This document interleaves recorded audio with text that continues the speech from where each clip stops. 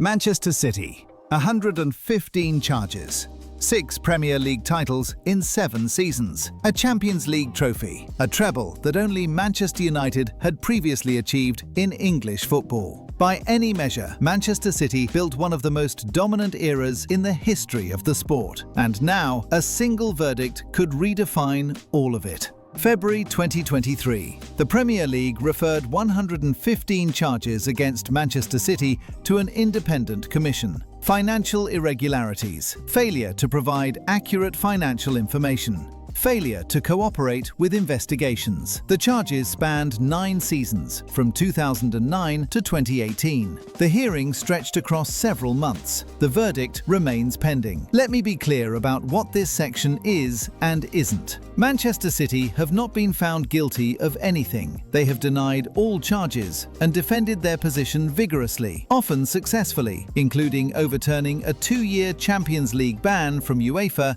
in 2020 on appeal to the Court of Arbitration for Sport. What follows is analysis of the regulatory process itself and what it reveals about football's governance architecture. Not accusation, not judgment, process. City's project began in September 2008, when the Abu Dhabi United Group completed their acquisition. The ambition was explicit: build a permanently dominant club, not cycles of success followed by rebuilding. The Masterplan was dominance without expiration. The investment thesis made sense. Modern football rewards scale. Strong performance compounds income through broadcasting bonuses, commercial partnerships, and Champions League prize money. Win consistently, and the financial gap between you and competitors widens naturally.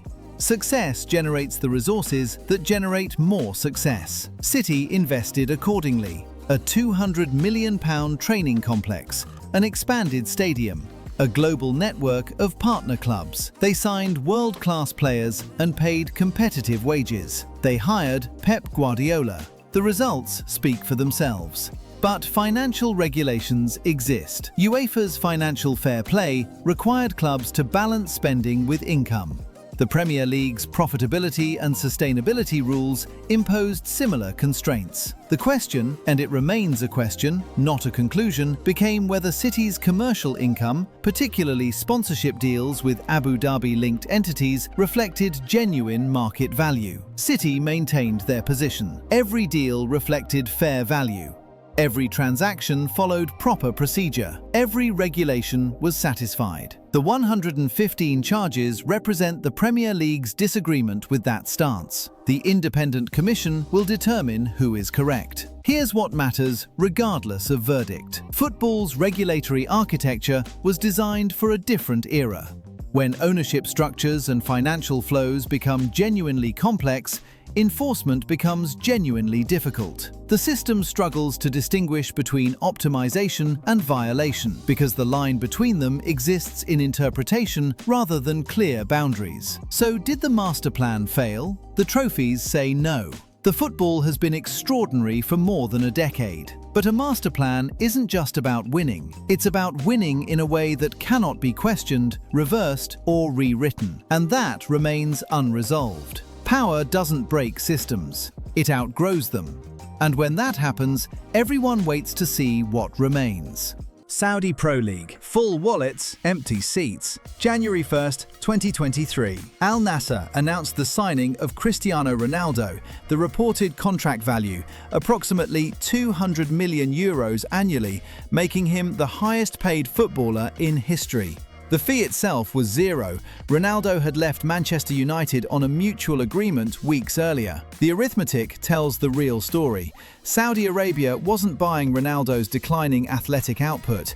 They were buying 600 million Instagram followers, global recognition, the ability to make an invisible league suddenly visible. Within months, the pattern repeated. Karim Benzema to Al Ittihad, Neymar to Al Hilal, Sadio Mane, N'Golo Kante, Riyad Mahrez, Roberto Firmino.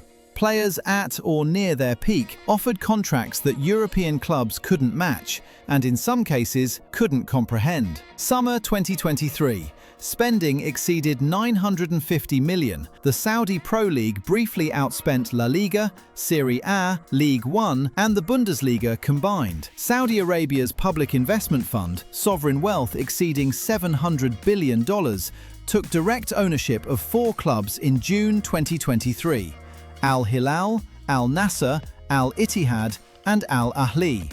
The strategy extends beyond sport. Vision 2030 aims to diversify Saudi Arabia's economy away from oil dependency, focusing more on tourism, entertainment, technology, and football. The 2034 World Cup, now confirmed, provides a deadline. Every signing, every stadium, every broadcast deal serves a timeline ending with global attention focused on Saudi Arabia for 1 month. This might actually work. The advantages are genuine. Sovereign wealth operates with patience that private capital cannot match. No quarterly earnings pressure, no shareholders demanding returns. If Saudi Arabia decides football matters for 30 years, they can fund it for 30 years. But the cracks appeared faster than anyone expected.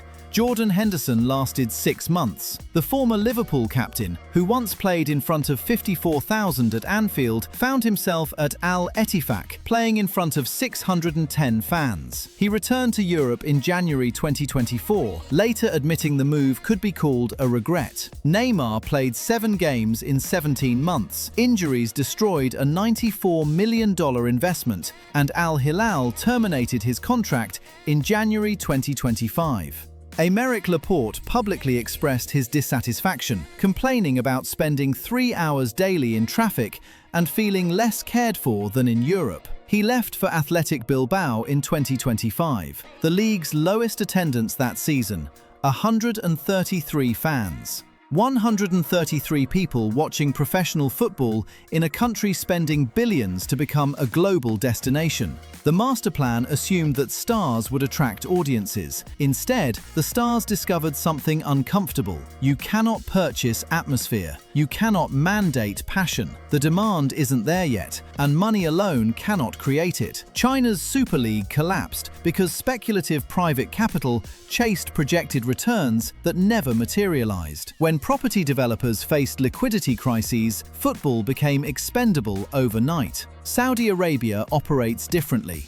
This is strategic capital, not speculative capital. The state isn't hoping football becomes profitable. The state is using football to achieve objectives beyond balance sheets: soft power, tourism infrastructure, national rebranding. Different engine, same dependency. If the political calculus changes, if Vision 2030 gets revised, if oil prices collapse, if succession brings different priorities, the funding source disappears without market mechanisms to replace it. There's no organic demand sustaining the system independently. China taught football what happens when projected growth doesn't materialize.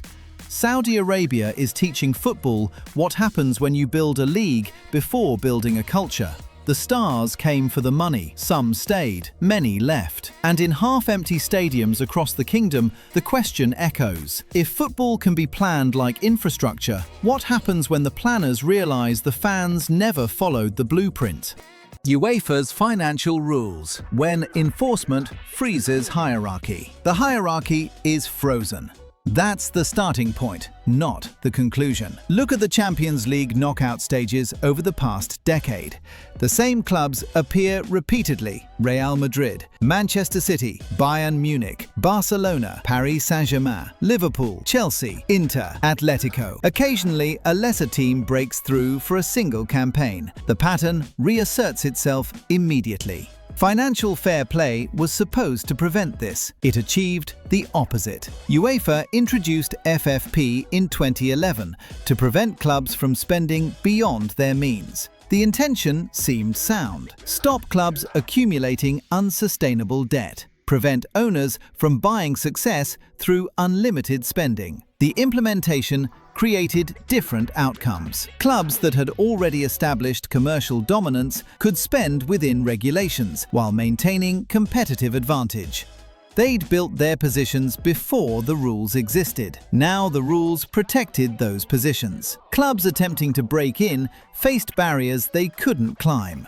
To compete for top players, you need substantial income. To generate that income, you need strong performance. To achieve that performance, you need top players. The circularity became inescapable. The enforcement pattern revealed everything. Major clubs absorbed penalties as operating costs. PSG, City, Chelsea all faced sanctions, paid fines, and continued largely unchanged. The penalties represented rounding errors against their budgets.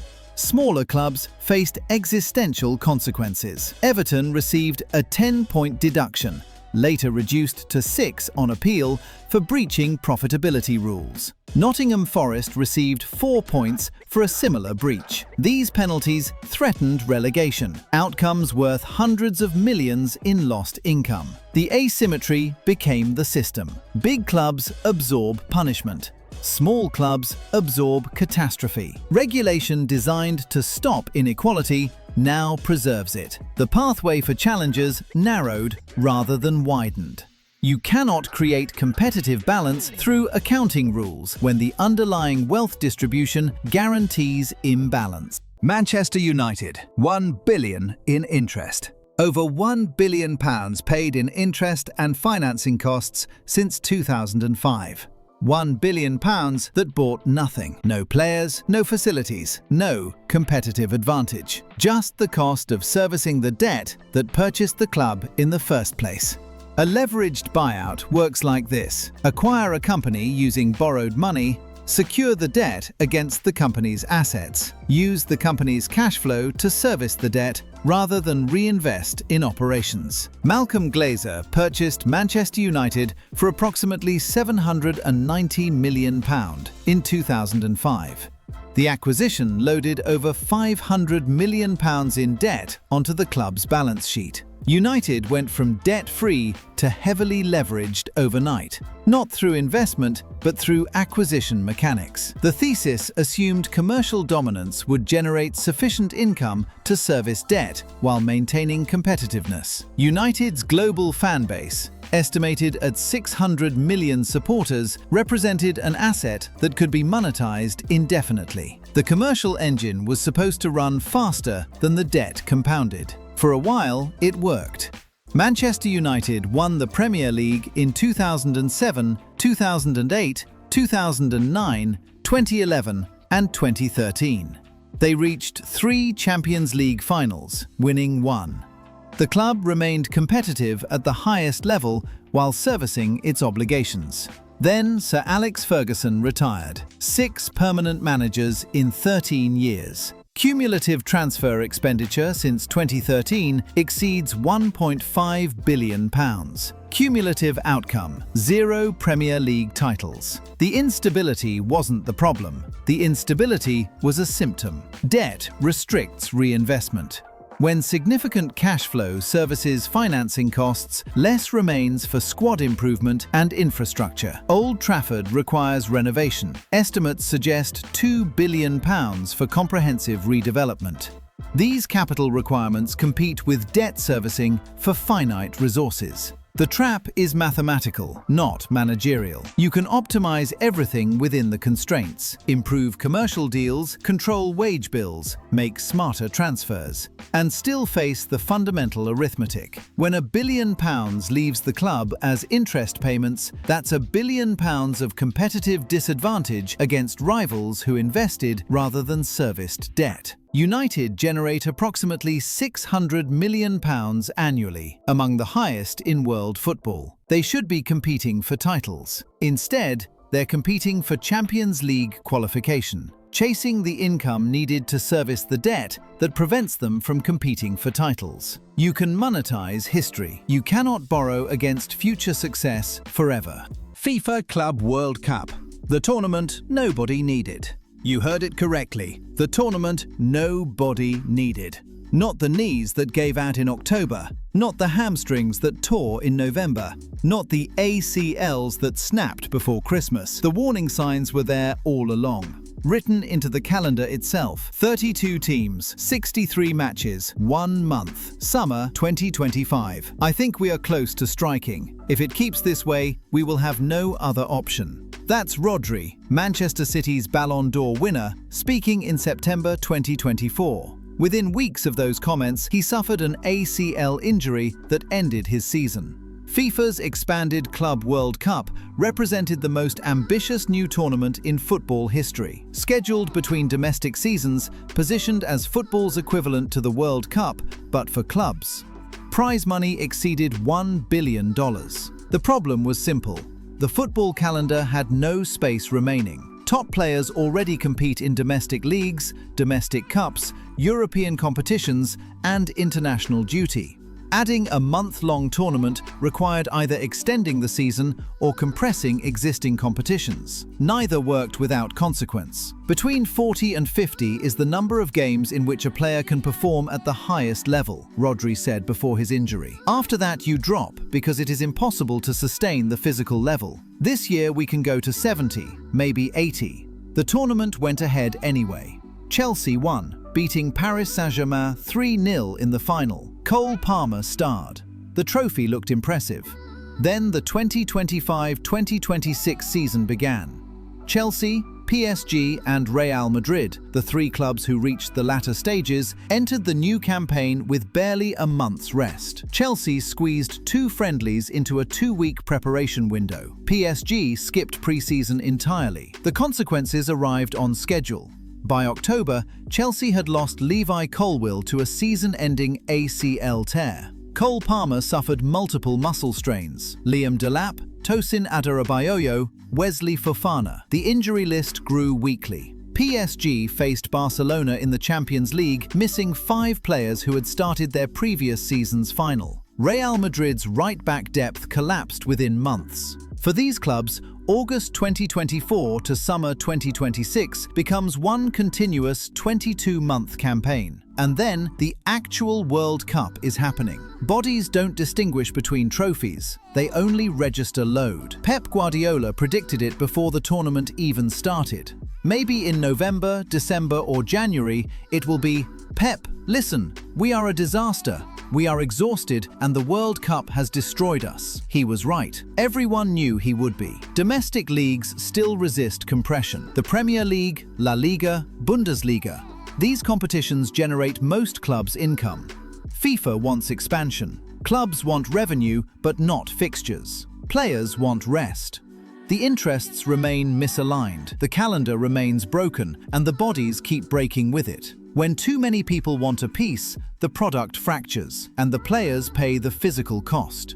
AC Milan, mid-table optimization. Paolo Maldini spent 25 seasons as a player at AC Milan. He won 7 Serie A titles, 5 Champions League trophies.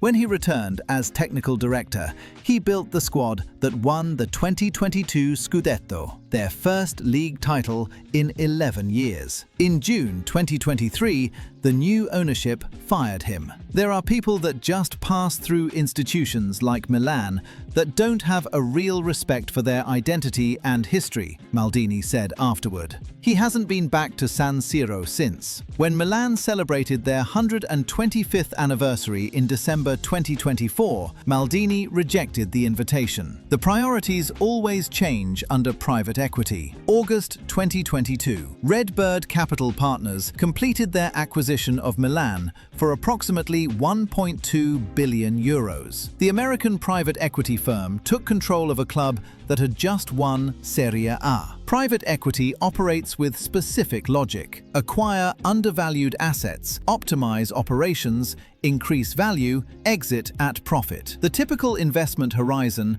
ranges from 3 to 7 years. The objective isn't perpetual ownership, it's return on capital through eventual sale. For football, this creates particular incentives. Reduce wage risk by avoiding expensive contracts for aging players.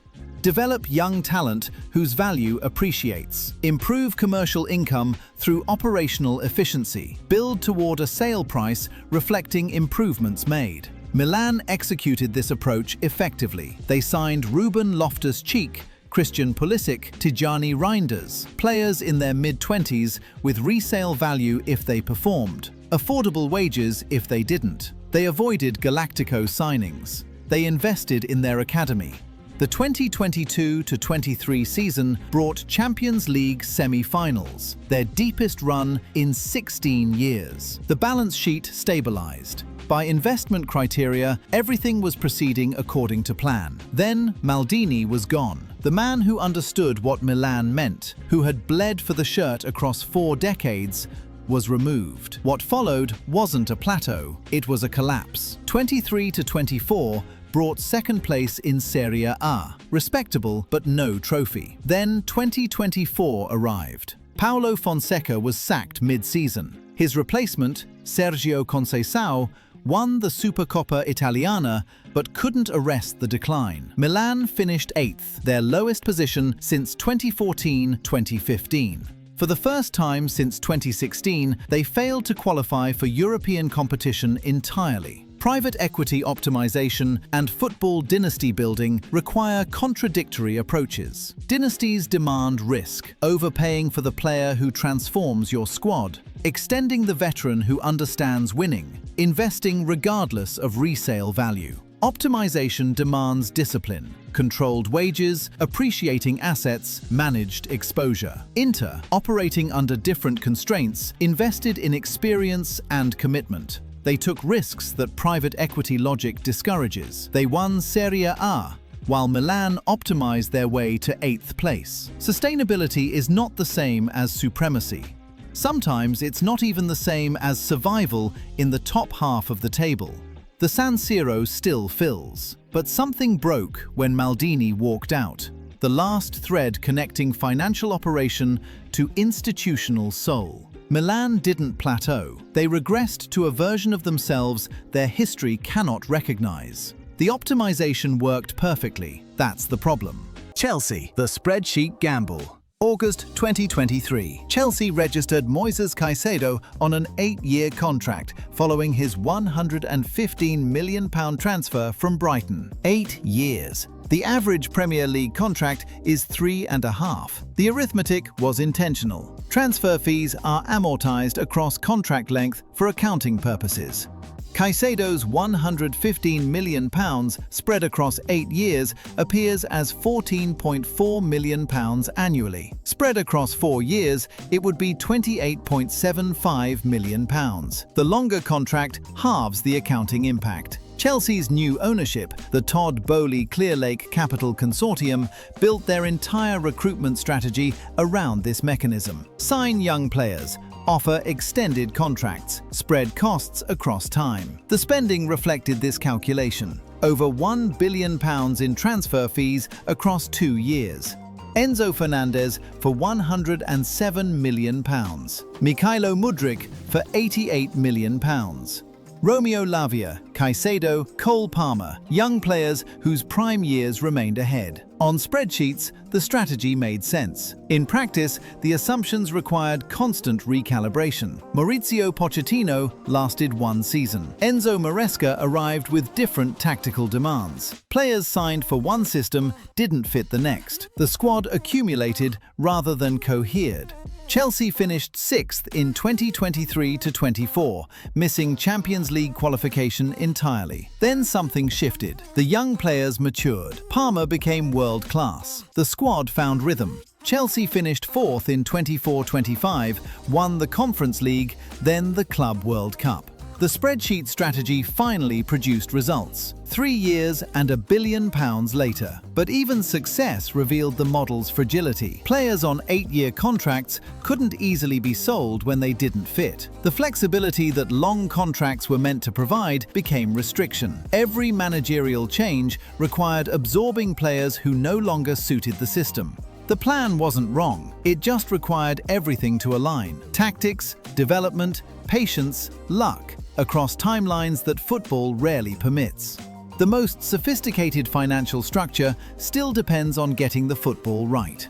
Valencia, hollowed out from the inside. December 2023. David Silva stood on the Mestalla pitch before a La Liga match against Barcelona, honoured for his career by the club where he'd begun as a teenager. Over 46,000 supporters rose to applaud him. Local boy, World Cup winner, Valencia legend. His son stood beside him. The fans chanted his name. Silva looked at the crowd, then at the squad warming up behind him. A few years earlier, Valencia had sold Ferran Torres, Rodrigo, Carlos Soler, players developed in the same academy that produced Silva. The transfer fees totaled over 100 million euros. Almost none of it was reinvested in the squad. The ovation was genuine, but somewhere beneath the celebration, the contrast was unmistakable. What Valencia had been and what Valencia had become. How did they fall this far? The answer begins a decade earlier. Peter Lim purchased Valencia in 2014. The club had just finished fourth in La Liga, Champions League qualification, and retained genuine ambitions of competing with Barcelona and Real Madrid. A decade later, Valencia fight relegation annually, 340 million euros in debt. Peter Lim reportedly seeking buyers at 400 million euros for a club he has systematically stripped of value. The trajectory wasn't dramatic collapse, it was extraction. Lim's ownership treated Valencia as inventory rather than institution. Assets with value were identified and sold. The academy products, the performers, the saleable talent liquidated. The income didn't return. Over 10 seasons under Lim, Valencia registered a positive transfer balance. They spent 535 million euros while recouping 574 million euros. The club made money on players. The club got worse at football. That's not a paradox. That's the model. 15 managers in 11 years. Lim out banners became permanent fixtures. Attendance suffered as organized supporter groups boycotted matches. The atmosphere that had intimidated opponents for generations curdled into resentment. Valencia still exist. Mestalla still hosts matches. The badge retains its history. 2 La Liga titles in the 2000s, a Copa del Rey as recently as 2019. But David Silva standing on that pitch with his son, looking at what his boyhood club had become, while 46,000 people cheered a past they could no longer recognize in the present, that image doesn't leave. Football can survive mistakes. It cannot survive being treated as inventory.